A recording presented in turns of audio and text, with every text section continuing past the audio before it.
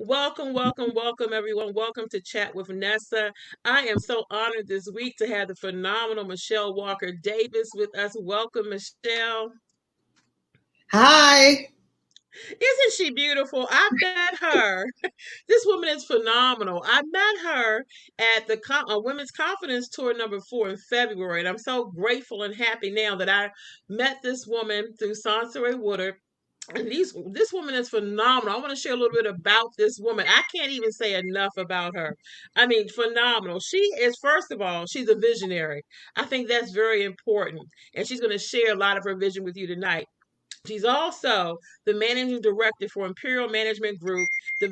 She's a developer firm that actually helps people and organizations with government grants. And she has done over $2.9 million worth of grant writing in her whole career. And that's phenomenal. She's also the founder and visionary behind Women of Power and Transformation. Her primary purpose there is that she changes and transforms lives through coaching and mentoring of women. She's also a real estate investor, an author. She has two shows. She also has a development deal going on for a radio show and development.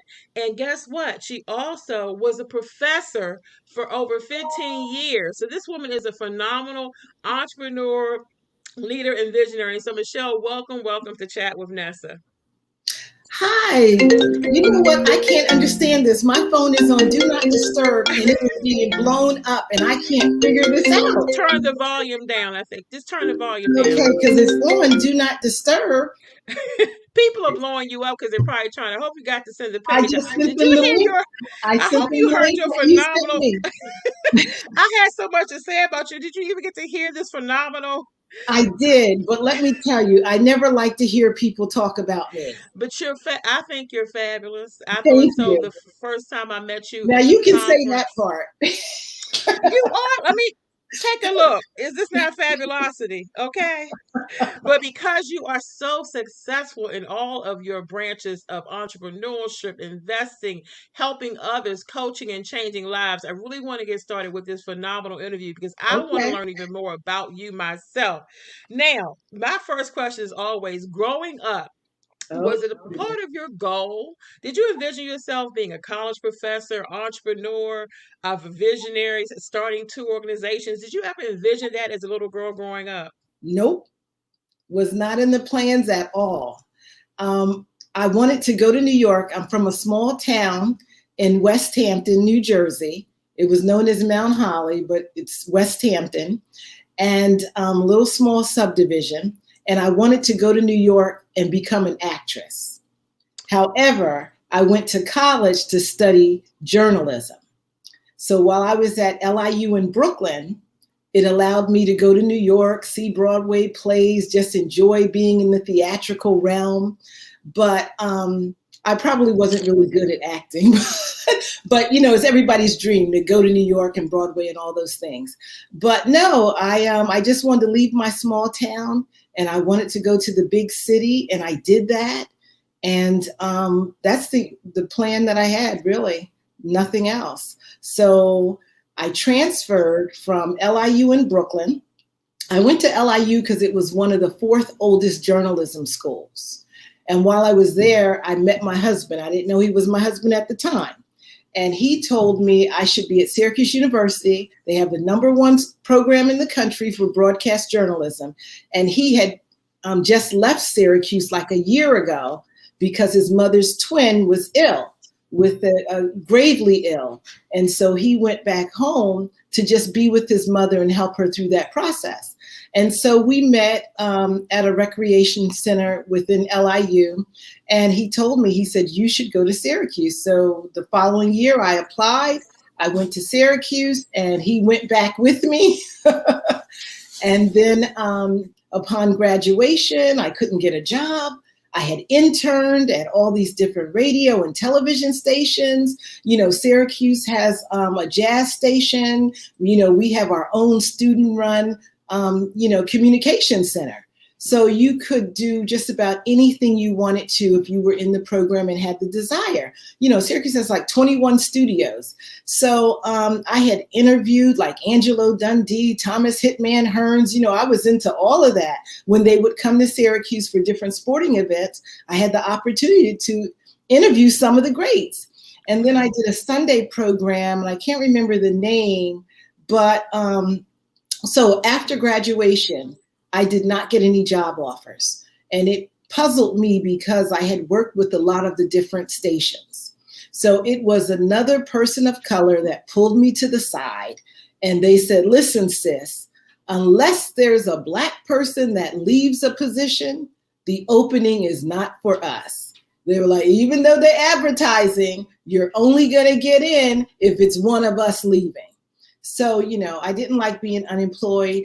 I spent the year trying to think what is going to always be around. So I'll never have to be unemployed again. What are the industries that will be here forever and ever? And as I did my research, it was education and government. So I couldn't decide. So I did them both. I got both of my masters at the same time. Wow. Went to the #1 school in the country for public administration, which is the Maxwell School at Syracuse University. And upon graduation, I had 5 job offers before graduation. So the key is, everybody, when you pick a grad school, see what their placement rate is all about, because that's important. I had 5 job offers. I could pick and choose.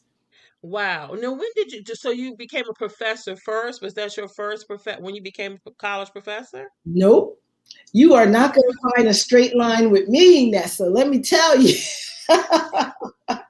Nope. So upon graduation, I was highly recruited for the General Accountability Office, GAO, the watchdog of federal government. And so I went through the interview process. In fact, I wasn't going to interview, because I'm like, why does an accounting firm want me? I don't know anything about numbers. I don't even like numbers, auditing, evaluations. No, I'm a communicator. So at that time, they were hiring non-traditional disciplines. They needed people that could take technical writing and audits and speak in such a way that the public can understand and write their reports. So I have like 10 congressional reports that I've authored, either in my name or co-authored with teammates. And so we had to take the results of audits and we had to transpose it so that the general public can understand it. And that's where I came into play. In addition, I was an evaluator also. So I used my communication skills when I was evaluating. So it just, God works it all out. You use everything. So I stayed with the General Accounting Office. I went from an evaluator to a site senior to a congressional evaluator, and a senior congressional evaluator with 15 offices. Great career, great proving ground, kicked my butt every day. When I tell you that when I graduated with my 2 master's degrees, I just knew I was going to the front of the line. Little did I know that out of 137 employees, I was going to be like 135. Because everybody was highly credentialed. How did you start teaching? How did you become a college professor? Okay, so let me think, because I got to meander a little bit. How did I get into that? So from the General Accounting Office, I became a state partnership coordinator for the state of New Jersey. Then I became a health planner for Burlington County. And while I was doing that, I started teaching. I always wanted to impact lives. Anyways, I had been doing that for the longest.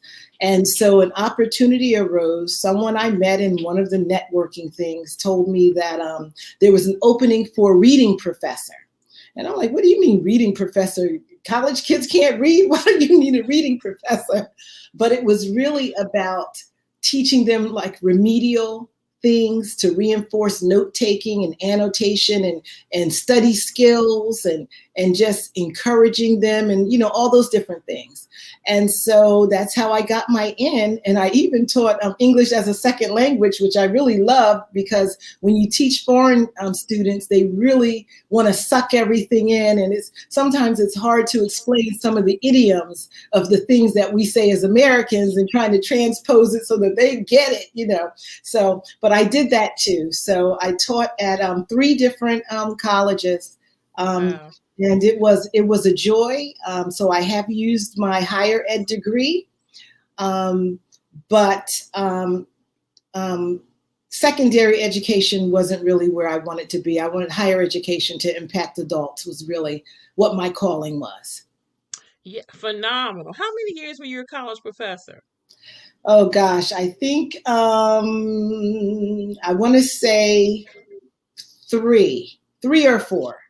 So I had a couple of bad car accidents, and actually I had 2 of them going from one campus to another. So I totaled 1 car. I was in a car accident, right? Totaled our van. And then 2 weeks later, I was in my truck trying to go to another campus. And the roads were slick, snow on the road. And I tried to swerve to avoid a car and hit a telephone pole. So that was a second car total. Then I got a rent-a-car, and I'm driving on 295 North to go to another school, Mercer County College, where I was teaching. And there was an accident on the opposite side of 295 South. And it's like 4-lane highways, plus there's a median strip. Tell me all that debris from the pileup didn't come over into my lane. And one of the tires went under my car, disabled the steering column. And I'm in another drama, getting out of my car, going behind the guardrail just for protection, all the other cars, everybody's stopping, and having to call my husband. And he said, "Oh, no, not again."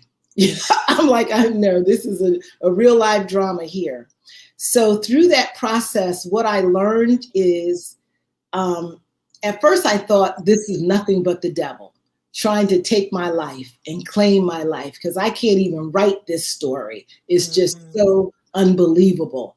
And it's happening to me, and I'm living it on top of it. So I stopped driving for 2 years. That's how what ended my college career. I stopped driving for 2 years and went through a period of just trying to get my nerves and everything together, because everything looked like an accident to me.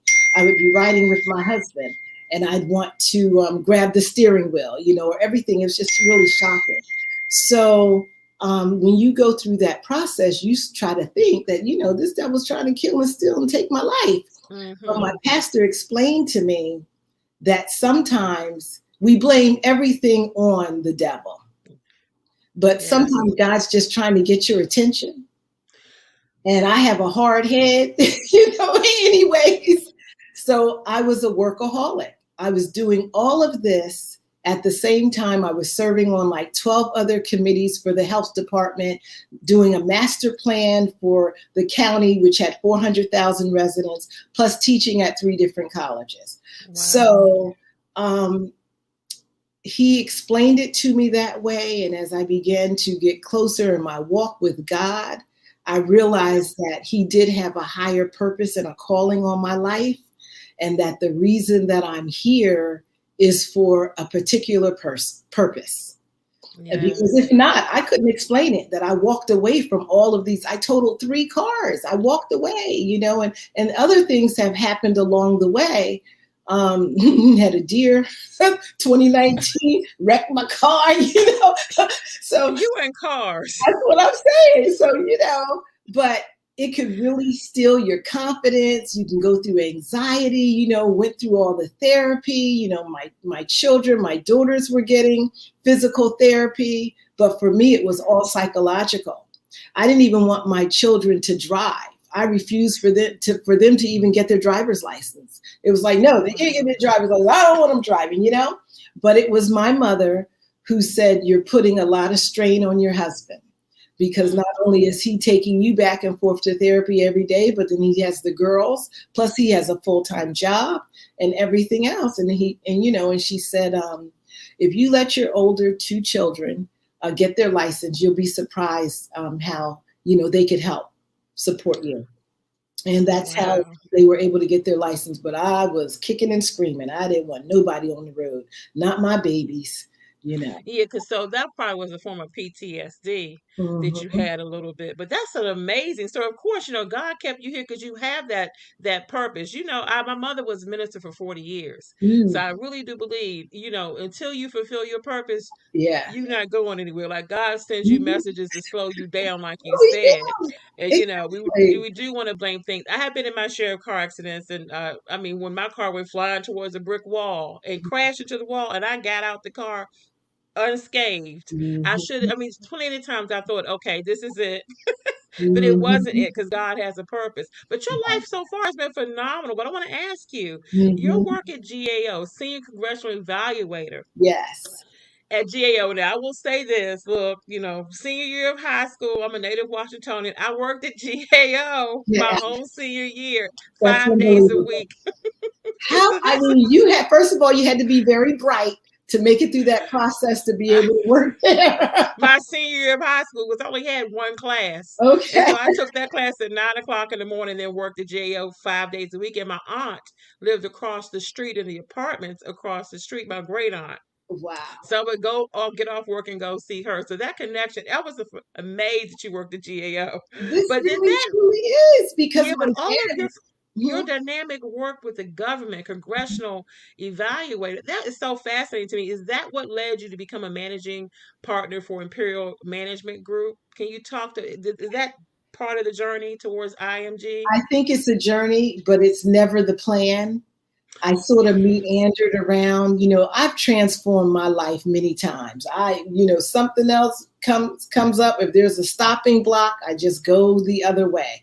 And it's so important that we know how to do that. We have transferable skills, and so I was fortunate enough. I knew the type of lifestyle I wanted for myself and for my family, so I always had to reinvent myself. I mean, I've done real estate. I've owned 7, 8 homes. I built 2 from the ground up. I've been a Yeah. landlord, didn't know nothing about being a landlord. I hated being a landlord. That was, I have that in common with you. I've been a landlord and I hated it.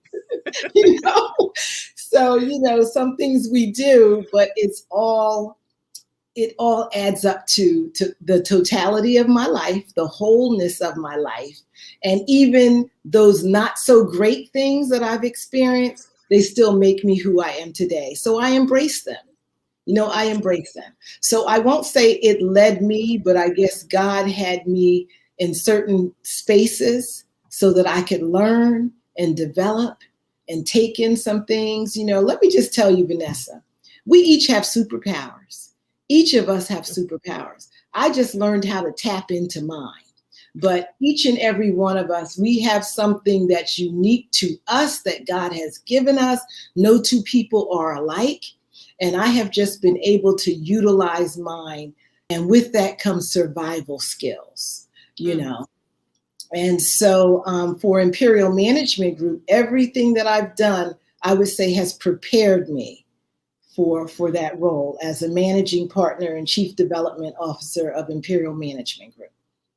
Yes, and I read through the whole web. It's fascinating what you do for people. Can you tell people, please, the services that you provide? Because we have people listening that Mhm. need what you do at IMG in their life. Can you talk about, the grants and the proposals and all the services Mhm. that you offer at IMG? Right. This is the great stuff right here. I want y'all to lean in, jump in, and lean real close because you need to hear this message. Okay, so Imperial Management Group, we are a nationwide development firm. So, what we do, we take our clients and we prepare them to enter the $850 billion grant marketplace. Okay, $850 billion. Now, I've been doing this over 15 years, but it was a small operation, me and 2 other grant writers. Prior to the pandemic in 2019, I rebranded my company, went nationwide, And then the pandemic hits, and I'm seeing grants, more grants than ever, that are for Black-owned businesses, Black women in business, Black-owned nonprofits. I have never, ever seen anything like that. It was astonishing to me, and not many things surprised me, but that really surprised me. Then we have the George Floyd incident, and everybody becomes aware of, white privilege and how there's inequality in not only healthcare, but in the workforce and in policing and all these things. And I had counterparts that I had known just by going to industry functions. My counterparts that didn't look like me, they started sending me these grants.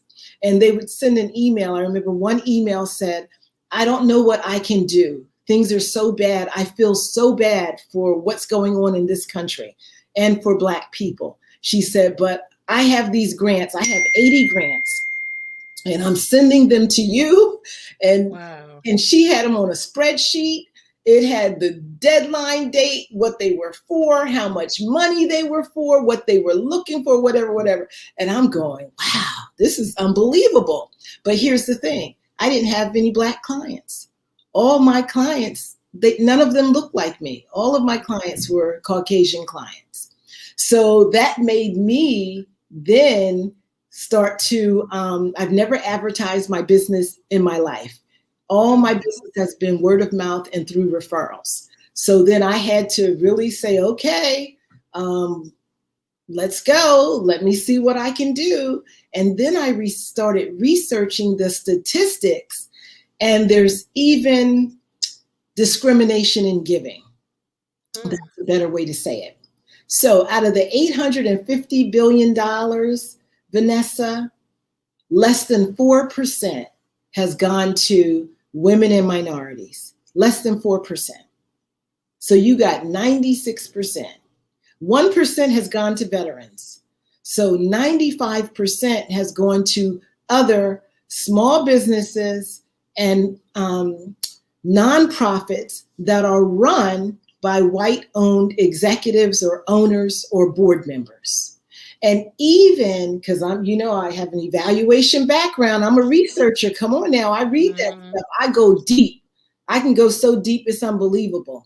So I went a little further and found out that even for programs in our community where we're helping Black and brown children and families and things like that, the funding stream still went to white-owned companies and nonprofits. And they would then put out their own funding announcement to help our community and give us smaller pieces of the funding pot. So you know how in the Bible where it says if you're a Christian, which I am, where the veil has been torn down and you have direct access to God, you don't have to go to anybody, you don't have to go through nobody, you don't have to go through your pastor, minister, nobody, you can go directly to him. Well, that's the way it is in the funding market. You don't have to go through someone else. You can apply directly and become the lead fiduciary yourself. But many people don't know that. So in walks me, right? So not only do I have a background in education and training, evaluation, analysis, broadcasting, you name it, right? I got a big mouth. I'm going to get the word out there and let my people know, because out of the $850 billion, most of it is tax-based. It's based on our taxes. Now, Nessa, who pays more taxes than us? Okay, we don't know all those loopholes. Right. I don't know how to hide my money in the tax shelter and pay $750. Right. Like the guy in the White House did. You let me try that and see if they don't come blazing and pull me out my house. So do you think it's a lack of education in the African American community that we don't know about this process of getting grants? Do you think that's the reason, or you think it's part of discrimination we've applied and we just don't get approved? Or you think it's a combination of both? No, I think what it is, the process is designed to keep us out, to keep everybody out, really.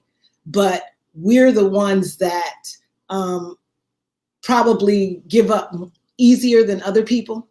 Mm. Or so what I mean by that is this. It requires a lot of reading.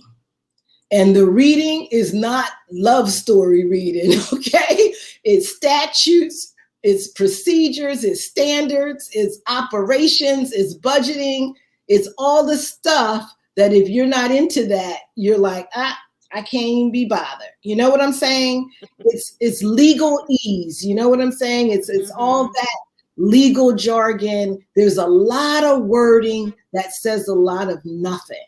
Okay. So I scan it. Okay. I took an Evelyn Woods course. Thank God. That was the greatest thing I could have done for myself, along with my mother making sure I took a typing class. So you're going to learn how to type. I don't care what else you want to do. You're going to learn how to type. But I learned how to speed read, and I could go through stuff. And I had a photographic memory. I could remember stuff. Maybe can't remember it now, but I knew then, you know? And so it's the amount of reading and writing and the hoops that you have to go through. And then there's that little bit of type of things that you might miss that will put you in the out pile. So luckily for me at the GAO, I served and oversaw review panels. I was privileged to see how the 26 agencies gave out funding, what they based their requirement on. You know, what were the standards? Why did this group receive it and not this group? You know, all those things that came into play. So what my company does now, no one's got time, you know, and if you're not really skilled at it, you can apply, but you're not going to really receive it. And it's a turnoff. And you're running your business or you're running your nonprofit. So for us, because we don't have the infrastructure that our counterparts have, they have staff, Nessa. They got a CEO and an executive director that's on payroll. We don't have it like that. I see nonprofits every day, and people are going in their own pockets to make their nonprofits work. They don't have a payroll, a pay stream. Mm-hmm. You know, they're still trying to raise money the old-fashioned way, whereas our counterparts, they're into that paperwork heavy. Mm-hmm. So what we do at Imperial Management Group is we take the burden off of you, and we do the work for you. So we work together as a team because I can't do it without you. So it's a team. But our job is to get the information out of your brain and out of your back office and out of your company so that we can package you to compete in that marketplace. So it's intense because there's always deadlines that every funder wants different information, you know, and the federal government, their instructions, their funding announcements are 100 pages. So it takes our team 3 days just to read that to determine if we're going to be competitive on that funding award. You know what I'm saying? So it's a lot that goes into it. So what Imperial Management Group does, we bring our clients in, we do a SWOT analysis, we look at where they are, we put together a plan of action, and then we give them a certain amount of time to grow with us. You know, some people come to me, they have it all together. They just never applied for grants before, but their back office is straight. Their documentation is good. They've got great pictures and promotions. And so we can immediately put them into the marketplace. And sometimes we win the first time. But most grant writers will tell you, you know, our success rate prior to the pandemic, my success rate was like 78%. Now with the pandemic, I don't even know. I've called up my counterparts. I'm like, how you doing? And they're like, you know, Michelle, the grants we used to win, we're not winning anymore. But the ones that we never received, we are winning. So everything has changed. But one thing I will tell you, we're seeing more money than ever in the marketplace. One other thing I want to add, Vanessa, is that there's government contracts that are also available. So the government doesn't produce anything. Okay, the federal government puts out contracts for everything that they do, right? So Mm-hmm. there is $7 trillion, $7 trillion available for government contracting. Do you know how many of us are in that workspace? Take a guess. 1%. 1%. Oh, I wish. I wish. 0.004%. And I don't even know what that is out of 7 trillion, but I know it's extremely small, right? So, what we're doing with our small businesses that we're putting in the marketplace for grants, when we think they're ready, we're going to position them in the contracting space to go after the contracting dollars, because that's where the legacy money is. That's where you can eat pretty well and your family and generations can eat very well. But as I said, our counterparts have been in that marketplace for a long time and they've gotten pretty fat, you know. And like I said, it's tax dollars and those are our dollars. So I'm on a mission. I'm looking at 100 companies that I plan to get into this marketplace this year, maybe 200 next year, 300. You know, the sky's the limit. You know, we have the capacity. I've been hiring. We're doing well. You know, we bring in money every quarter. We win. And that's what keeps us afloat.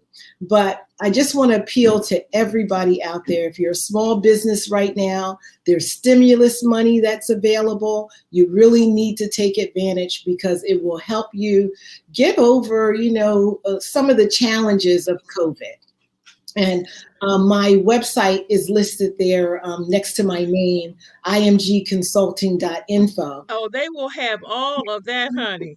After we finish talking, they're going to have every way to reach you, your websites and everything, because it's very, very, I think what you do is, it's a service to the community, is what it is. And, you know, I view everything from the lens of ministry. It Mm, really is a ministry because you're helping build others. And in mm, the African American community, you know, all this money out here, and a lot of us are not aware. And again, if you don't know what you're doing, you mm, need IMG. You need Michelle. You mm, need Michelle in your corner, because if you don't know what you're doing, you need her services. And that's what's taking the burden off the business owner, mhm, you know, who doesn't know what they're doing. They never even got a grant before. They didn't even know where to mhm, start. So I implore people to mhm. contact you. Your information will be available.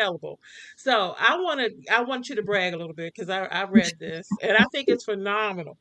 Over the years, what has been the dollar amount, or how many grants and funding that you've gotten approved for individuals and organizations? And I know this is a phenomenal number to Yeah, me. it is. I would just want to go with probably the past 7 years, 2.9 million. You're not So, even talking about before that. It's really more than that, right? yeah, it is because you know when I worked with the state and with the county, a lot of those programs were grant funded also. And they were multi-million dollar contracts. You know, we received money for Homeland Security, you know, when Mhm. everything was going crazy and, you know, chemical and biological warfare, which really turned out to be mass destruction, was really more so related to the weather than everything else. Global But warming. after September 11th, that was the focus at the time. So I was working in emergency preparedness and I saw all the hundreds of millions of dollars that were flowing out there to keep communities prepared in the event of some type of national or mass destruction. So I brought in millions in that way. And then as a partnership coordinator, I was always out in communities, bringing them in and talking to them about grants and showing them that I'll give you guys a little tip. Your health department in your community keeps statistics on everything, every disease, every health factor, anything and everything affecting the quality of life in your community. They have the statistics on it. So I would bring people in, I would give them information, and I would partner with them on grants, you know, just as a, you know, a customer service for the health department. And I would help them prepare their grants to get funding for their community. And there was a big faith-based initiative. So faith-based organizations can apply. They don't discriminate against you. You do need to, you can't talk about religion. You can't talk about God. You have to be open to everybody, and your services have to be open to everybody because it's public money. But there's millions of dollars available for the faith-based community. Thank you for telling me that. I have a lot of girlfriends that are pastors and ministers. So I Yeah, will definitely be picking up the phone and spreading the word yeah. because I did. So there are, so it is faith-based Hmm. organizations can. Absolutely. You make That alone is a huge that's a huge service you could do. I know so many people who've been hit hard financially in their faith-based ministries or Mhm, churches because mhm, of COVID during the mhm. pandemic. And I didn't even know, I didn't think about that. So can you go through really quickly the types of organizations that you service at IMG? Nonprofit. Right. Well, let's see. So nonprofits, the range varies. So, some people are in the tree care business where they're helping save the lives of tree care workers. So I have clients like that because in the tree care industry, they're first responders. Anything that happens weather related, power lines go down because of trees or whatever, they're the ones that go and take care of that. And there's electrocutions that happen. You add a chainsaw that has 10 times the amount of kickback up on a pole or in a lift, a chainsaw, power lines. It's a recipe for disaster.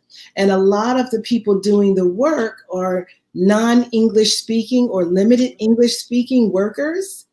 And so they were dying from things like there would be a chipper and they would use their foot to kick in the tree branches and their pant leg might get caught on the branch and they end up in the chipper. They lose their leg, everything, or just a lot of stuff that happens. And so I'm in that safety and health space, and my husband is a safety official. So I use him as my consultant to help me. Oh, that's great. But I know a lot about OSHA because I used to audit them with the GAO. But so you have that, and then I have clients that work with special needs kids. I have a client that's been with me for over 6 years who works with children that are wards of the state, and they have a relationship with over 30 counties. It could be juvenile delinquents, it could be foster parenting. It's just all these different things. And so programs are changing for that community, although they might be providing therapy for these kids. Now we need to prepare them to enter the workforce because we need every American to be able to do something. And so I have another client that's working in a space where she's teaching them about technology and about drones and things that interest. Some kids get locked into certain things, but they all love playing their games. So direct them in a profession where they can utilize that skill set. And so it's a variety. I mean, we're not limited because my database isn't limited. On any given day, I have 20,000 grants available in my portal.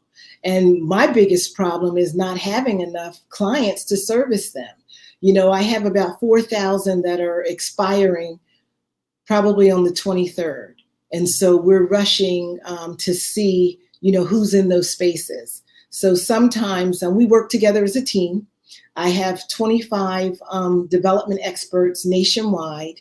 And so some grants might come through another state, but they might be applicable to, let's say, New Jersey or Pennsylvania.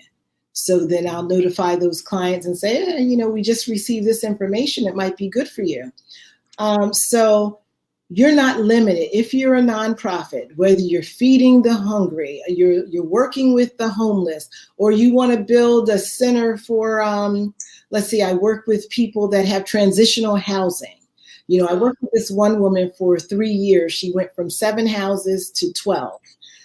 But she had no accounting, no record keeping. It was just a hot mess. So we helped her because she needed federal funding. And those auditors come in, they audit down to the penny. Let me tell you about federal money. They audit you to the penny, okay? And that's for real. Wow. So I had to help her, prepare for that. So the money is free. You don't pay taxes on it. You don't have to pay it back, but it does come with strings attached, okay? And so what we do here at Imperial Management Group, we manage the post-award. So once our clients win, we go into post-award status, and we set up their compliance tracking system. Whatever the funder requires. If they require quarterly reports, we make sure that we get their quarterly reports and that they're filed. If they want closeout reports or final reports, or if they want site visits or monitoring, whatever the funder requires, we make sure that our clients stay in compliance. Did I say clients? Our Yes. clients stay in compliance. So And you're we're doing better A than to an Z. ex-GAO person to help you in compliance. We got Yeah, that. And I if do we get understand audited, compliance. you got a senior congressional evaluator that's going to be at the Wow. table. Okay, that's going to be at the Yes. table. Yeah, so you just don't acquire the client, and they you follow from A to Z, the whole gamut of services. And again, everybody's gonna have that website, because when I looked at all the services, I read through everything with a fine tooth comb. I do my research too, to prepare to talk to phenomenal women like you. Yes, And you I'm gonna do. tell you, You are A that plus plus. website, I want people to know something. This lady has a lot of services that she provides. I was just amazed at the services that you're offering through IMG. But I really want to get to your other organization, which is very Okay. exciting to me. You are a visionary. Yeah. And your vision, what was your vision to start WOPAT, Women of Power and Transformation? I think that is phenomenal. What was your vision behind starting that organization? No vision. It was God. You know what I mean, Michelle. Don't give me no rough time. It You was totally God. you felt a leading. Okay, God led uh, you.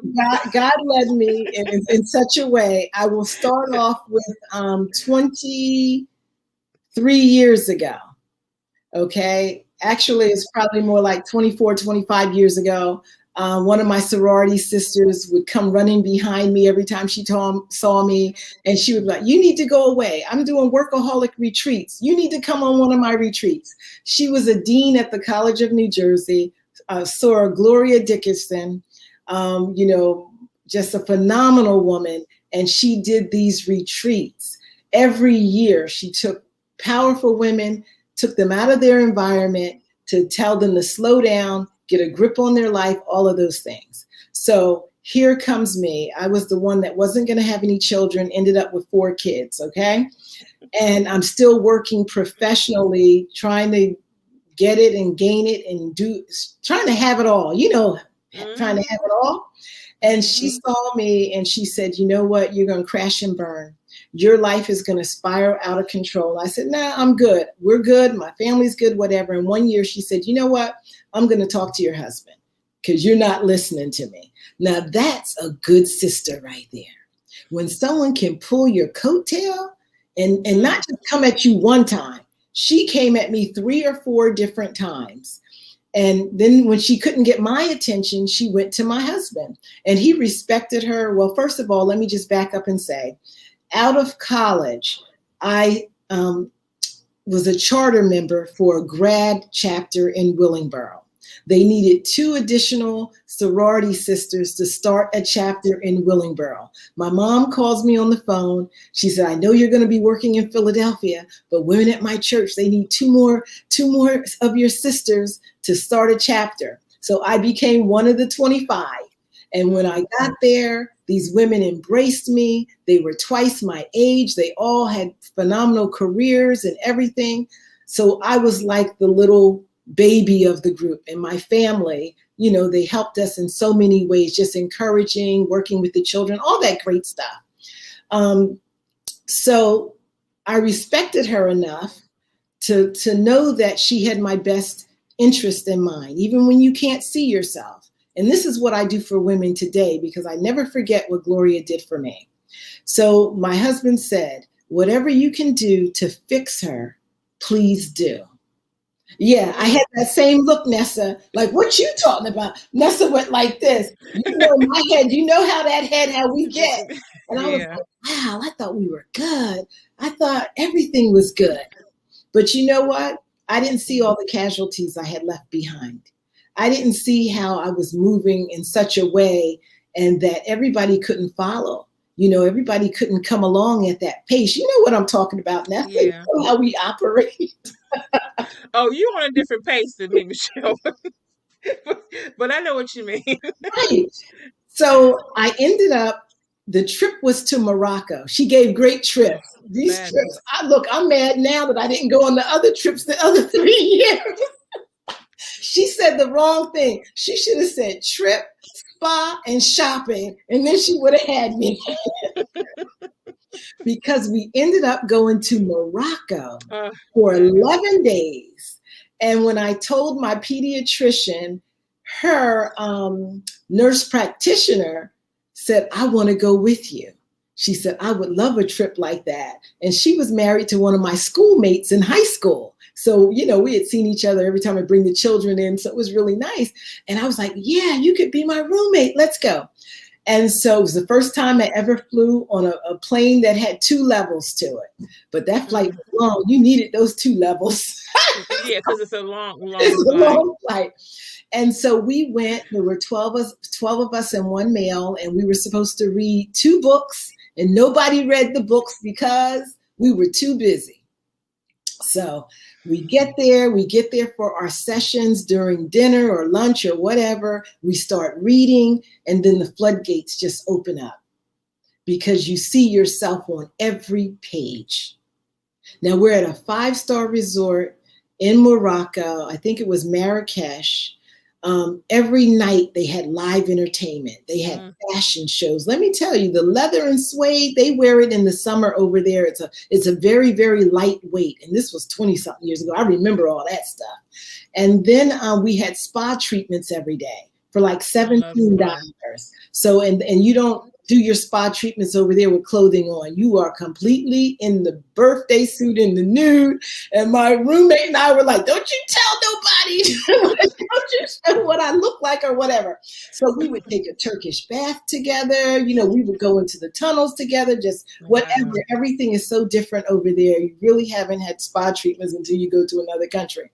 But anyways, I remember reading Ayanna Van Sant's Daily Meditation, and the one that choked me up was, now that you've become the man that you always wanted to be, who would want to be with you?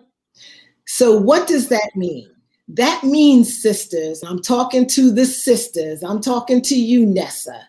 That means that it's hard for us to go to that corporate environment or that government environment and be the boss, because we in charge, we running stuff, we directors, we're CEOs, whatever we are at that company, we got people under us. Most of the women that I work with are professional women at the highest level. So we got people under us, but it's hard for us to come home And take that hat off. and leave that hat there and take it off or whatever. It's very difficult, that subservient, it's just different mentality. And so I was trying so hard to compete at work that I was wearing androgynous suits. I was even was wearing pantsuits before they were even popular or even recognized. I wasn't wearing anything like what I would have on today. And the hair, of course not. But I didn't want them to recognize me as a woman. I wanted to be just like one of the boys. Get in the car. You don't have to hold the door. You don't have to hold the door for me to get in this place or whatever else. We're at work. That type of thing. They didn't know what to do with this anyways, because they brought in 11 women at one time. I was one of the 11. I was the highest paid Black female. And the auditors didn't know what to do with us traveling. Anyways, it was so cute, but most of them did not want to be at home. So they kept us on the road all the time. And the women would be like, you know what, we could do this in 3 days and be back home. Why are we here for 2 weeks? But anyway, so I was competing in that environment. And I went from a GS9 to a GS14 in 5 years, which was unheard of, except for my twin, Sansaray. Who's watching? She already put some notes in the chat. Nessa, she is my twin girl. We got the same birth date, exact same birth date. Wow. So anyways, when I read that, the floodgates just happened, because I realized at that time how I was putting not only my family on the back burner, and that I didn't know how to fall back and rely on my husband, I felt that I had to get it. Even in my name, I don't have my full name with me, but I usually go by Michelle Walker Davis, and it's hyphenated. When I got married 30 something years ago, I didn't take my husband's name because I felt that I already had a name. I was already established. So I didn't want to be Michelle Davis. I wanted to be Michelle Walker Davis. Not that Walker was a fabulous name, but it was mine. That's what I knew. That's what I had struggled through, and people knew me as. I was that type of woman. Okay. So I realized that I was changed right there at that moment. And I remember calling home, talking to my husband. We had our fourth child. He wasn't even speaking. He was an infant at the time, maybe 6 months old. And so he told me, my husband said, the baby spoke for the first time. And I'm like, what? The baby spoke? What did Oh, you're not even the baby spoke, you know? And he said, where's mama?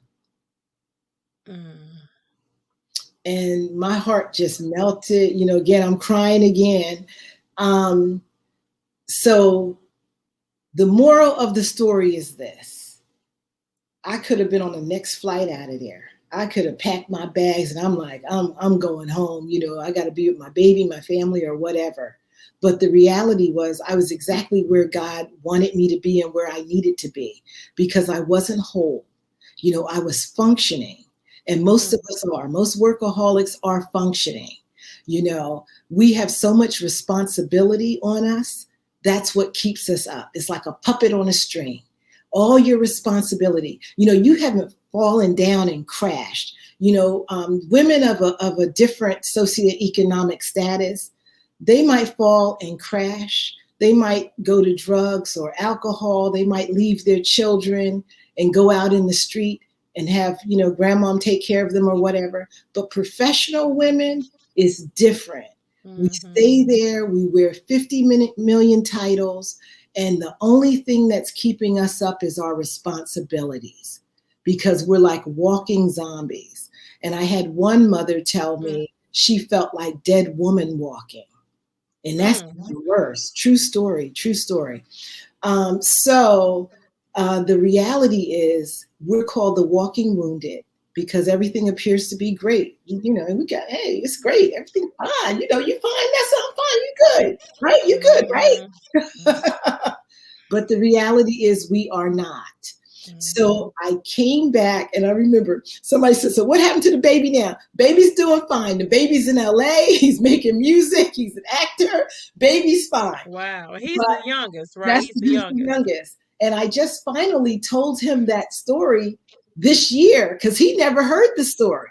It's through me going on these lives and these conversations, I'm telling the story. And I realized he didn't even know the story, you know?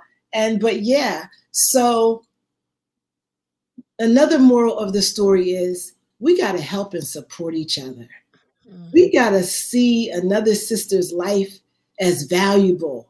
We got to want to see for them what we see and have for ourselves. You know, the thing that gets me is selfish people. I can't stand selfish people. You know, they appear to have more, do more, and, you know, and all that stuff. But the reality, there's nothing that beats a giver. Yes, Nothing that beats a giver. And I am a giver.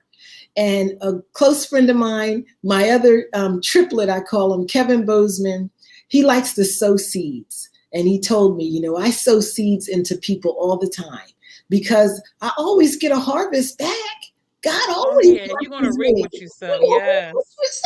Yes. You know, so I've always been a giver. My dad was a giver. You know, I was raised in that environment. My dad would go to the shelter during holidays, bring people home, sometimes a whole family with us. And we'd be sitting at the table just wondering who these people were. But my father did not believe on holidays that people should be without family. And we just got used to it.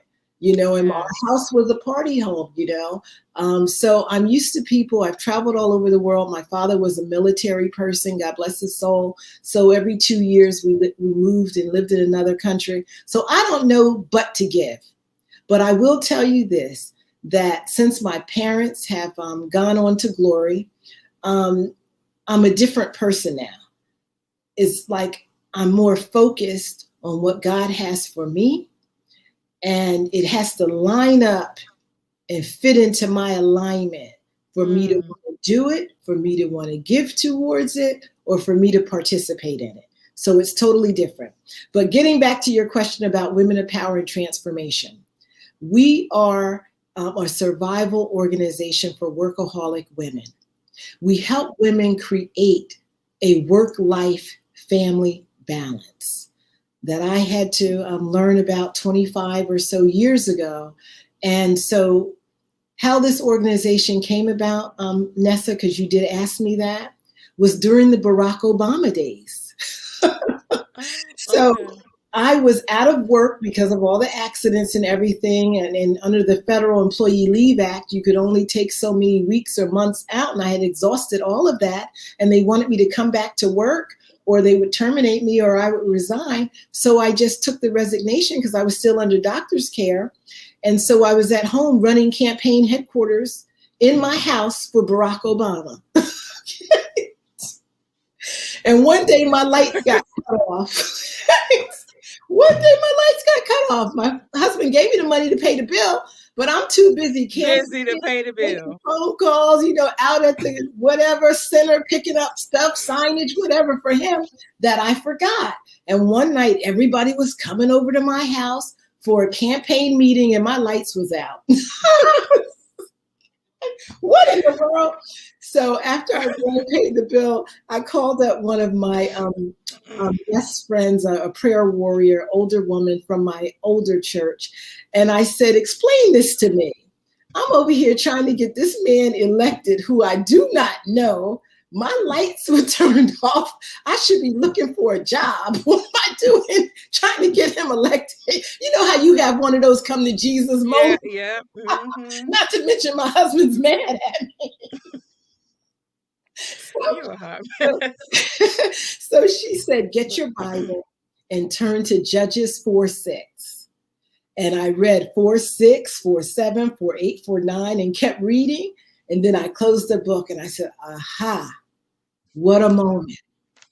So in Judges 4:6, You know I'm writing this scripture down, you right? better write it down. Yes, honey. Judges Yes. chapter 4, verse 6 is when Barak first appears in the Bible. Now, this is what she told me. I did not know this on the telephone. This is what she told me. Go get your Bible and let me show you something. This woman is just amazing. She's still around today. She's like 90 years old. But anyways, so I read it. And so it's where Deborah tells Barak that, God wants him to take 10,000 men and go conquer all these other cities. And so they're having a conversation back and forth, and Barak is saying to her, I can't do it alone. I'll do it if you'll come with me. That's the only way I'll go. And, there's very many translations, but that's what was going on in their dialogue. And so Deborah says to him, I will come with you, but you won't get the honor. I will. Now, she's a prophetess. She's a judge. That's what the Bible does in the Bible. Right. She presides over, the villages and all those great things. So now, getting back to the language, when Barak was running for office, what was he saying? Will you make phone calls for me? Will you knock on doors for me? Will you make donations for me? I can't do it without you. I'm only running if you want me. I'm only doing this if you want me to do this. And the language paralleled the Barak in the Bible.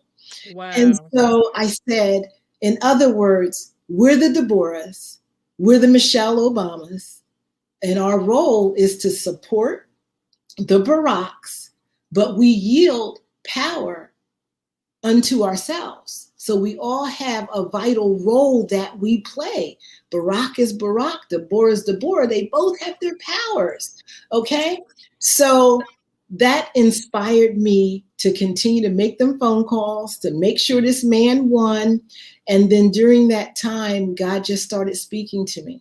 And he told me he wanted me to start this organization, and I didn't even know what to call it. And I was asking my daughter and different people, and then my daughter said, call it Black Women of Power. But then God told me it wasn't just for Black women. Mm. He said, Black women will lead the organization because who better to show other women how to survive? But it's got to be open organization because he said the economic tsunami is coming. And if you remember in 2007, 2008, we hit rock bottom. People was losing their houses. A whole lot of stuff was going on, similar to the pandemic, but not from a health perspective. Right. So our organization was started for that reason, to give support, resources, and to help women save their families from what was to come. So then fast forward, I did some things, then I stopped. Life got good. You know how things are. Life is good. We started, things turned around and changed. And then we got this other guy in the office. And I saw the divisiveness. I saw the hate. I saw all the things that were against every grain in my body, everything that the scriptures are for. It was just so against.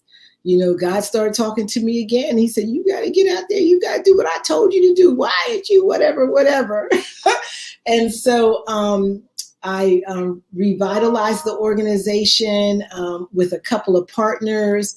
We did a kickoff. We honored some people that were overcomers, who were change makers. And I wanted to really show the average person that these people, even Katherine Johnson, who was one of my first honorees, I knew her family personally. My first job with the GAO, I worked with her son-in-law. He was my mentor. So I know the whole family. But I wanted people to see that they were just regular people. But it's through their work effort and the work that they did that they rose up to the acclaim that they had. But if you spoke to Katherine Johnson, she didn't know that she was this amazing person that would get 13 degrees and have her name on buildings and all of that. She was just doing her job to the best of her ability to provide for her family. And so I honored people, like that, who are making a change on a universal level, but they have to have a heart for people. You have to be able to transform lives and give back. So I started the organization again, not knowing that we were going to be in a pandemic that would change our whole life. So when the pandemic hit, I went into survival mode again. I started doing videos every day, showing people how to wash their vegetables. We didn't have any hand sanitizer. Okay, here's how you make hand sanitizer. And I was serious about it. And I wanted to talk to women. I was like, listen, we're on the front line here. We have to regulate our households. We can't be a thermostat. We have to be a thermometer. Okay? No, I'm saying it in reverse. We have to be a thermostat, because a thermometer just reacts to the environment. Whatever environment it's in, that's the reading you're going to get. But with the thermostat, you turn it up, you turn it down. You get hot, you get cold. So as women, as mothers, as nurturers, we have to hold the ground. We have to stabilize our household. We got to fight back from this tsunami. We can't let our families be consumed in it. We have to do whatever we have to do to make sure we have what we need to protect ourselves and to make sure our families survive. So that's basically it about the organization. We have 14 pillars. Not all of them are active, and I'm still trying to work out all the different plans. But right now, what I'm doing is just being obedient to God, inspiring people, making them realize that I see them, I hear them, I understand them. I speak to women every day, powerful women every day, and then I get beneath the surface. I peel all them layers away, because underneath that is the true essence of their being. And For us, it's hard. It's hard to peel away them layers. I was just talking, you know what, Cheryl Roseborough, she's like a spiritual visionary coach for me. I just had a session with her yesterday. She said, you know what, you can talk, but you're not very vulnerable. Isn't that something? She said it's tough for you, so some of us to be vulnerable and open up, and that's peeling back that layer, right? Opening up. And so Exactly. you do provide coaching, correct? Exactly. Transformational coach. You're a coach that will provide coaching, and so they can Absolutely. contact you. So I'll make sure they have Mhm. that website to contact you because they can schedule a session, correct, Yes, with and you. that's on the it's wopat.org, They'll have it, honey. It's gonna be WOPAT.org. all over the place. I'm gonna put it. I'm gonna put it on the YouTube, on the Facebook, everything because I went through that. I said, wow, Mm-hmm. that's Mm-hmm. phenomenal services. And again, that's ministry. That's ministry It that is you are ministry. providing. Mm-hmm. And that is, I just honor you because I honor every woman of God that's giving Oh, back to thank the you, community. No, for real. No, that is because I have a heart for ministry because my mom was a minister. And that's what you're Nessa. doing. You're ministering to women. And to have an organization, that is phenomenal. That's only that's a God idea for Mm-hmm. workaholics to Mm-hmm. slow down. So you're Mm-hmm. taking what you went through and you got delivered from, and you're sharing Mm-hmm. with others so they too can be delivered. That's how I Absolutely. view that. But here's the thing: once we deliver you, you have to reach back and bless Right. another and pull another That's what I'm one saying. out. That's what you're doing Yeah. now from Yeah. what you got. You were a workaholic Mm-hmm. at one point, Mm-hmm. and you're doing it Absolutely. from a spiritual perspective. Yeah. I think that's phenomenal. So people Mm-hmm. need to reach out to this woman on so many different levels, both organizations. If you need a grant, if you need spiritual help, if you need some coaching and to get real with yourself and peel those Mm-hmm. layers back. And I was just having that same Absolutely. peel the layer back conversation Mm-hmm. yesterday. Mm-hmm. And it's tough for a lot of African Americans when we're so strong, Yeah. right? That we can't Exactly. we think that vulnerability is weakness, and that's Mm-hmm. not really the Mm-hmm. case. And it's tough Mm-hmm. for us to take that I call it a wall. Yeah. Take the Yeah. walls down. Hmm. It really truly is because we're very defensive and we don't like people in our space. I had to learn that other women communicate differently. Like, I've been in all those spaces where the people don't look like us and we're the only one. And then they'll Hmm. ask you questions. And it's like, why is she asking me this question? That's just too intrusive. We don't go and ask people things like that. But for them, it's just a conversation. For Hmm. me, I took it as someone's trying to get in my business. Yeah, no, me too. I understand what you're talking about. Right, whole different culture. That's why it's And a they whole just different wanted to be culture. friends. They just wanted to be friends. I was the first one they ever saw. They just wanted to be friends. And I would go home and I'd have a whole conversation within myself. I Like, what am understand I what going you're. to say tomorrow? What am I going to do tomorrow? Whatever. And basically, after we got through that and we built a relationship, they just wanted to be friends. Hmm. It's a You It's the cultural difference, and know? that's all that is. I'm just fascinated by that. So people will be able to reach out to you because this website will be listed to reach out to you for ministry, for coaching, the Yeah, services you provide with that. What absolutely. is your vision moving forward as we go into 2021 further in 2022 with WOPAT? You have any plans? I know you're working on the pillars, right? That's the Right? next step. And so, what do you see the vision for the growth of this organization, the WOPAT God's organization? vision, whatever God's vision is. I know you're gonna hate that, but No, I'm no, gonna be I like got coming you. to I got America you. too. Look, I'm gonna be like coming to America too, right? No, coming to America one. One. Whatever God likes, whatever Yeah. God says, whatever God tells me to do. I like whatever God likes. Yeah. Whatever God's vision is, I'm just going to be the tool and the instrument to make it happen.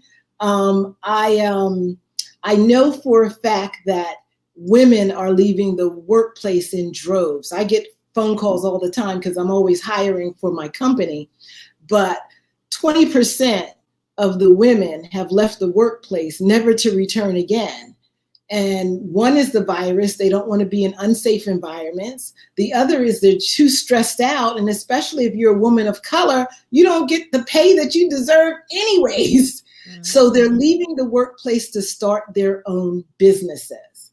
And I applaud that. I love that. but you need the tools and the strategies to do it correctly, to be successful and win. I don't want them to have to take 20 years like it took me to get to this level. I want them to get there quicker and sooner. And the things that I didn't know that I know now, WOPAT does a boot camp. It's Yes, I wanted you a to boot talk camp. about that. It's very fast, your boot camp. Mhm. That is one of my questions. So if you could share that boot camp, I'm Yes, fascinated by that. absolutely. So the boot camp was sponsored by the African American Chamber of Commerce and Wells Fargo Bank, and it was to help women in business strengthen their back office, learn about financing, accounting, marketing, all those tools. And we used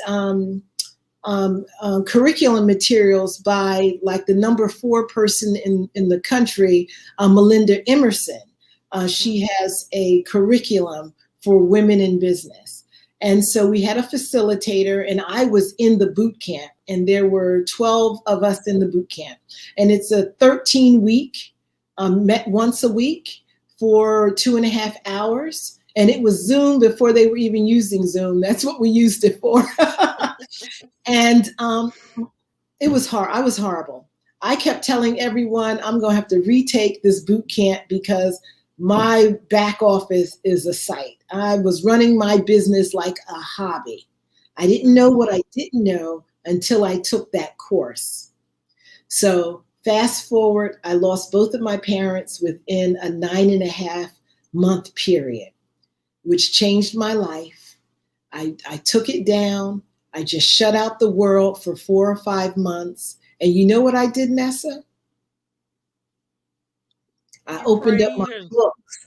After I prayed, I opened up my books and I did my assignments that I didn't uh, do when I was in the boot camp.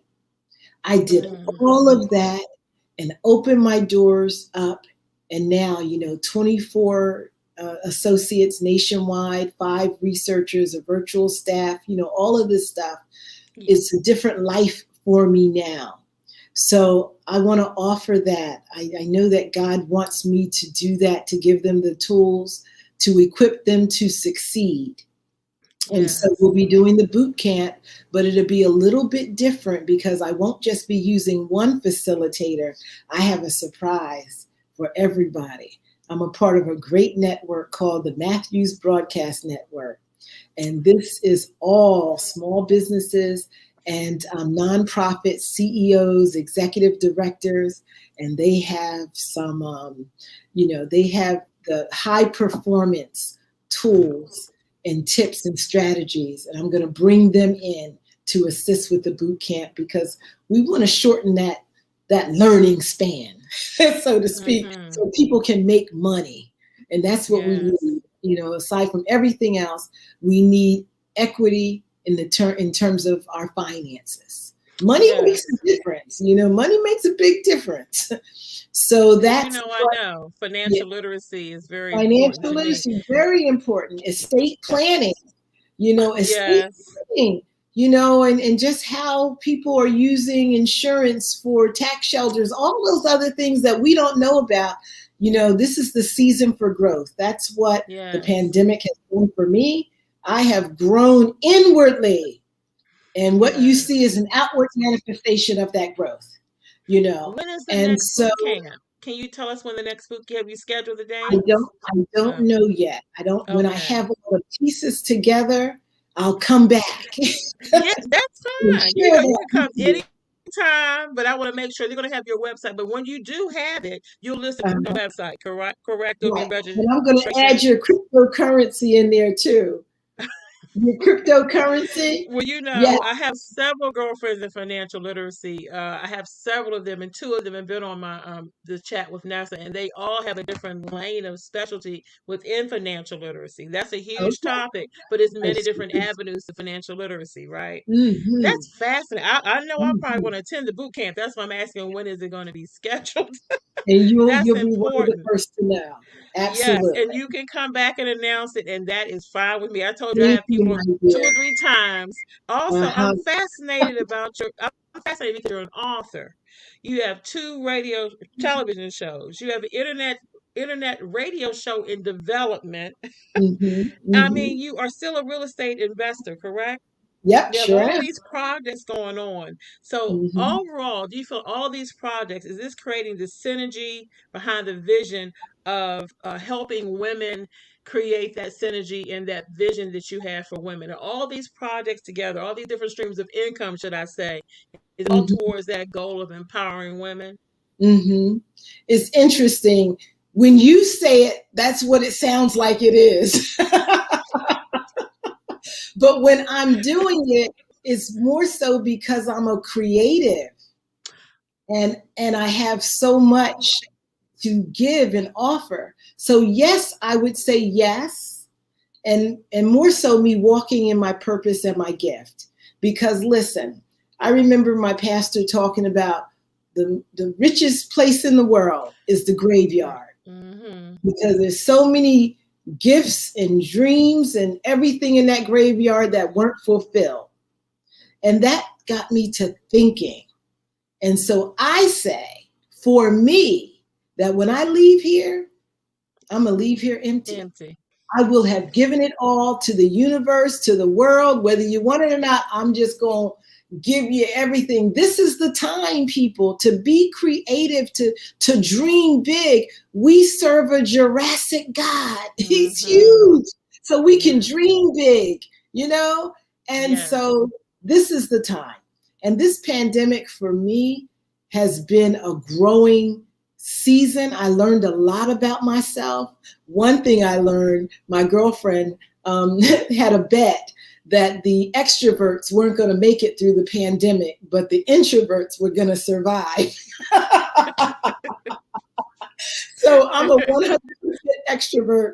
So she would call me every day. I know you're going crazy being at the house. I know you can't take it. I know you wish your bags were back, whatever. But you know what? I'm making it. Look, I Because you're have being survived. busy, you're creating and you're Right. developing. Mm-hmm. Exactly. Got this And you had internet. the time to do that, right? Yes. Exactly. So I'm sharing right now.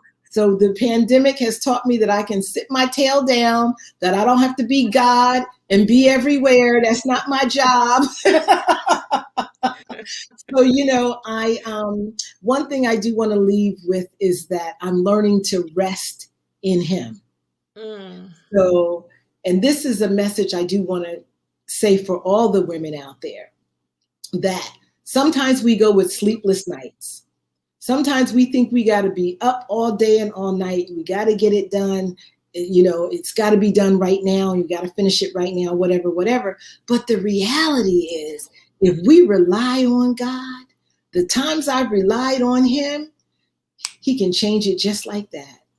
You might have Yes. been behind. You might have thought you were behind 2 weeks. God can change it and you're ahead 2 weeks. So Yes. in my workaholic walk, okay, I'm learning to rest in him because I can make it about me and I can grind and hustle and do all this stuff 24/7 if need be. There was a time in my life I would stay up 3 days straight. When I was working on a Mm. grant, I knew I could stay up 3 days straight. And I learned this in college when I had to, because I was a party girl. We would party and then we work hard, party, work hard. Syracuse Mm-hmm. University, #1 party school in the country, because we in the snow, we ain't got nothing else to do. But I learned I could stay up 3 days straight. So when I was writing grants, starting out, and the deadlines approach, and I had procrastinated or ran into a problem or whatever, I knew I could stay up 3 days straight. So just because you can doesn't mean that you need to. Mm. What I am learning now in this new season is that I can rely on God. God has me. Yes. He will. We got to learn to take time out. We got to learn to rely on him and just fall back and get our beauty rest.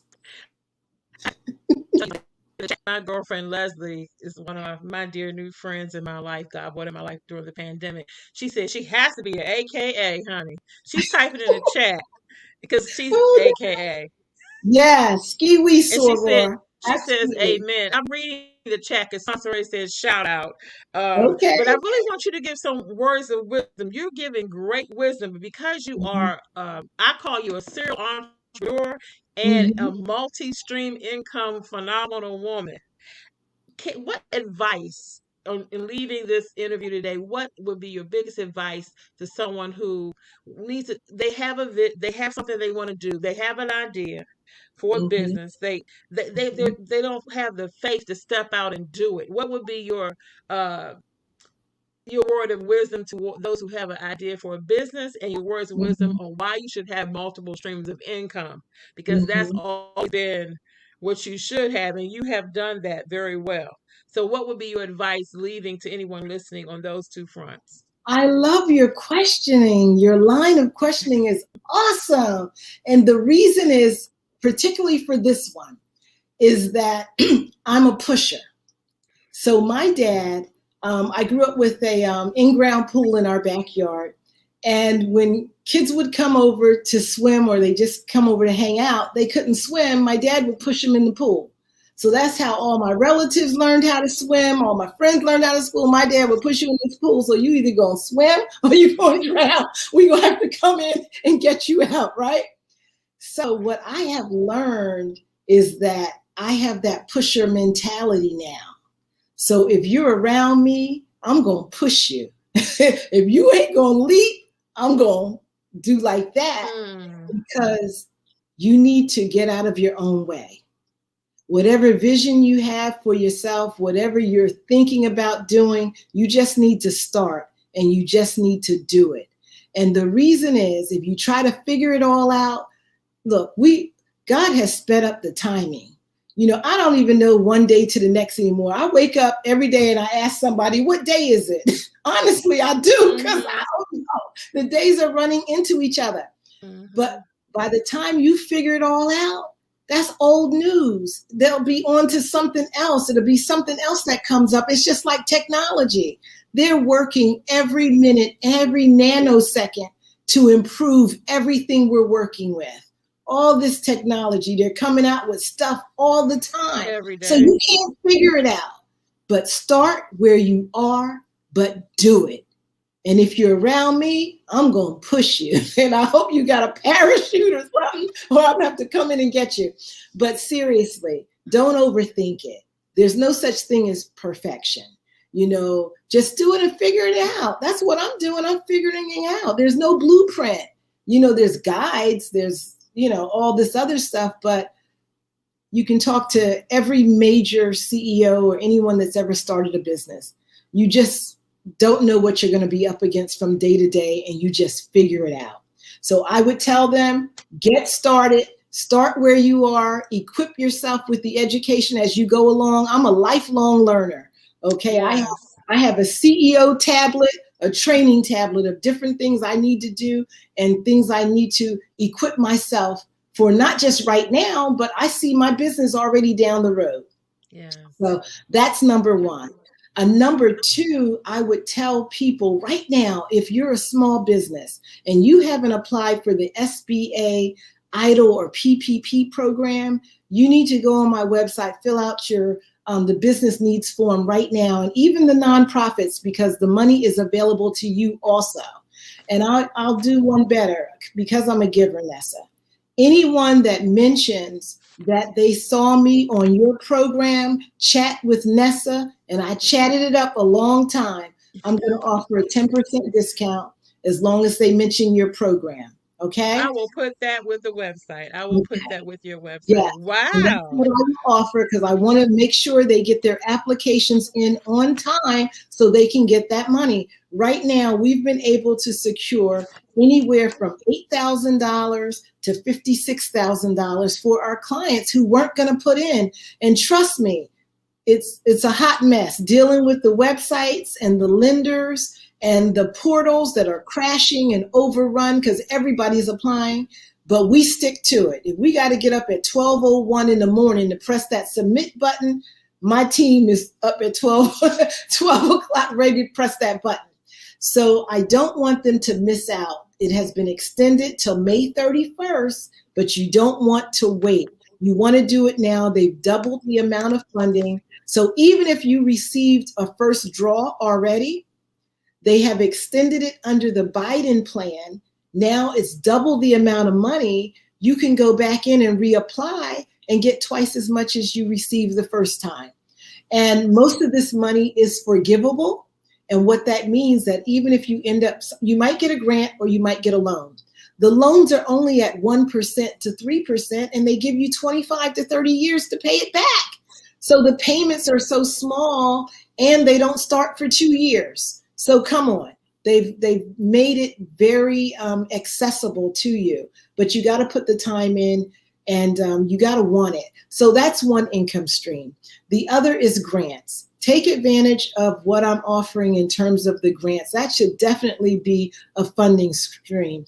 80% of the grants are for nonprofits. You should not be a nonprofit leader, executive director, or anything if you're not putting into that, going out for grant funding, because that's funding you don't have to pay back.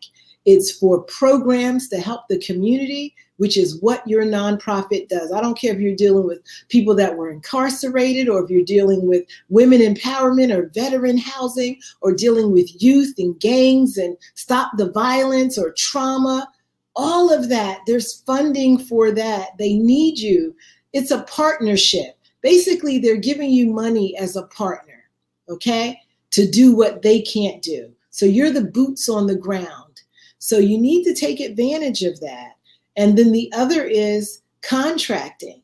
If you can find out, I know what the requirements are. So we look at the requirements for contracting, and we strengthen our small businesses to meet those requirements, because again, it's to keep you out. But once you get those requirements met and you get into that space, then you can compete, okay? And it's life-changing for you. And then there's other things like real estate. I always keep my finger in real estate. This is the best time for real estate right now. Yes, It's it a is. buyer's market and whatever. I mean, everything is just, it's just amazing what this pandemic has shown us. And we have more money. Some of us do. I mean, I used to have weekly hair appointments. I used to have nail appointments, all of that stuff. I have not been to the hair salon since the pandemic. I haven't been to the, stylist or whatever, because I'm still like in a bubble. I'm still like, I ain't trying to catch anything right now, and everything's on the rise. So I'm good. I'm right where God wants me to be, growing and doing what I need to do. So then there's, cryptocurrency. I don't know much about it, but listening to you and being in your workshops, I went ahead and bought a little something, something. I don't know what's going to happen with it, whatever. But look, you're not going to leave me behind, Nessa. You ain't going to be in your flying car, and I'm going to be on my bicycle now. So whatever is going on, we have to stay current, and we've got to Yes. educate ourselves on it. And even when we look at estate planning, come on now. We got Yes. women. I have a good friend, Eileen Marciel, who's dealing with all of that stuff. Well, she was on. Eileen is my girlfriend too. Now, she was already on Oh, chat. She was already on chat with Nessa. But okay. yes, and 72% of people do not have a will. 72% of people, and it's even a higher stat in the It's African probably American community, higher. that do not have a will, a power of attorney, a financial directive. I mean, come on now. We've got to What, stop. or life insurance? Oh, I'm a life insurance. I'm an insurance agent, but No, I don't I even didn't know promote that, but I'm yeah, not that's I surprised. don't even promote I don't even promote that, girl. That's Right. another But stream. no, but you should, because No, most I people do. don't I have have that some either. I have clients that call two clients that called me today. I've been Mm-hmm, doing that for 4 years. After mm-hmm. my downsizing from corporate America, that's the direction I went. But the point is, it is amazing. People say, I'm good, I'm good. I don't need no life insurance. And then I see your GoFundMe page. Mm-hmm. I've had people in my life that had a GoFundMe after turning down me saying, let me get you some coverage. Right. So this is much So needed. we got to stop investing in all the hair, all the beauty, all the no, honestly. No, And no, I'm laughing we gotta because take no, care of business. I agree with you because we just had a training at the academy I am with Justin Owens. He did a phenomenal teaching a couple months ago, what to do with $1. Mm, And if you come leave on some of now. them hair appointments and them weave appointments and the other appointments and you add all that up, some of you need to come out of debt. And then, do you have this one Mhm. plus years of savings in the bank for expenses? Things like that is what a lot of Absolutely. African Americans do not have. Right. But you quick to have that $200 weave appointment. Mhm. Oh, So he was 200 on is what to nothing. do I with the could get dollar. $500 and $600. What? Well, see, no, some people you're different level. Yours, some people look. Some people do That's the two, young folks, six. girl. That's the young No, folks. I had a girlfriend did $1,000. That's nothing for some $1,000 weave That's appointment. It's what nothing I'm for some people. exactly. But But we I have believe, to, there's one person in our group that says cover your assets. And that is for real. So you know what I did during the yes. pandemic? Every trip that I was supposed to have that was canceled out on, I put that money in a jar. Every hair appointment that I didn't have, I put that money in a jar. So you got a lot more money now, don't you? I had a lot of money. Look, until I invested in some susus. And I told you that see Sansere and Leslie are looking, and we all are big investors. We're all in this. We invest in different streams of crypto and different things. So you need to be hooking up with Sansere. Let get so many investments you can do with that I money know, that's in the girl, but jar. they got me going with that susu, and so they took my money. Yeah, but there's other we don't do. Ask text Sansere after this. She will get you involved with some stuff that's not Susu. Different investments, and we're in some of the same groups together investing, and it's phenomenal the relationships that I've developed since the pandemic. Good. Meeting you, meeting Sansere, Yeah, meeting Constantly, Leslie. I love my Oh, twin. she's That's my phenomenal. She just said to you, great interview. Yes, twin. oh, I'm thank proud you, of you. thank you. Yes, and I'm so proud you of know her what? too. Yeah, Sansa Ray's phenomenal. I gave her a yeah. shout out. I'll shout out her again. I would never have met you if it Mm, were mm, not for the mm. fabulous Sansa Ray, right? Yeah, And she is totally awesome. I thank you for your because I know you're a dynamic woman. I think you're Thank you. incredible. I Oh, mean, God bless you you, have Nessa. so many Right gifts back that at God. you. Right Yeah, back but at you. your gifts are phenomenal. You're educated, you're a giver, you're a coach. Mm, I mean, you're giving, and this grant, I'm going to make sure that I know they have to mention mm, chat with Nessa to mhm. reach out. Your websites will be listed. 10% discount. 10%, I'll mention, they have to mention Mhm. it. And then I'm going to pick up the phone because I got a couple girlfriends with some nonprofits for real. They Absolutely. need to, they did Definitely. grants years ago and have Mhm. never applied again. So I have one phone call I'm going to do right after I hang up with you Beautiful. because it's And I some people. also pay a referral fee. If they become my client, I'll let you $100 know referral fee. because Come you have the on. faith-based community grants, and Yes, that was a revelation to me. So I have girlfriends that are pastors and girlfriends that are nonprofits, and I'm going to make sure they reach out to you, and very I'm going good. to make sure they get because that's really phenomenal. I thank you for your gifts, your time, your wisdom, and just being the phenomenal woman that you are. You know that poem, "Phenomenal Woman," Yes, right? exactly. That is Miss Michelle Walker Davis. So I Oh, appreciate God you, bless you, Nessa. I and didn't you too. know how impactful this segment would be. And look, time has flown by. We're already Yeah, at an you hour have and a chat. half Look, chatting you it up. and it's going to be a podcast too. So I want to let people Okay. know it'll be podcasted on Yes. SoundCloud, Spotify, iHeartRadio, and Mhm. also on my chat with Oh, Nessa YouTube. beautiful. Yeah, but she is phenomenal. And you're going to have a link to all of your websites. So give me Okay. 5 minutes to update the post. They'll have your websites Mhm. listed, and that 10%. Is it an Mhm. expiration date on that 10% offer? Is my last question. Well, let's say by the A end of the week month. Yeah. in end of Let's go April. by April 30th. Okay, Give I them got to time. type. By April 30th, I'll allow them to, as long as they say the chat with Nessa that they heard about me from your program. But I want to thank you and thank God for this opportunity and for this technology. It works seamlessly. You never know what you're going to get with this technology. You know, girl. You know, Yeah, I've had weeks where it didn't work too well. Right. So you are phenomenal in your own right. I thank you for this platform. I see so many other things in store for you, and I know we're going to be working together. I know that Yes, we and are. I will definitely be attending that boot Mhm. camp and all that you offer. And, I have friends, I'm just thinking to the business owners that I know, small business owners that could use your services and Mhm. your instruction and your wisdom. So I appreciate all that you do for the community. Thank you. Again, it is a ministry, Michelle. It's Okay. a I minute. All of it's wasn't able ministry to accept it, but I accept it because now. God gave it to you, right? And Yeah, it's His vision. absolutely. He's living it out through you, and Oh, you live in your God-given purpose. And that's everybody right. can't say that, so Yeah. that's phenomenal. So thank Beautiful. you, such a beautiful woman, Mwah, Michelle, and I mwah, appreciate mwah. you.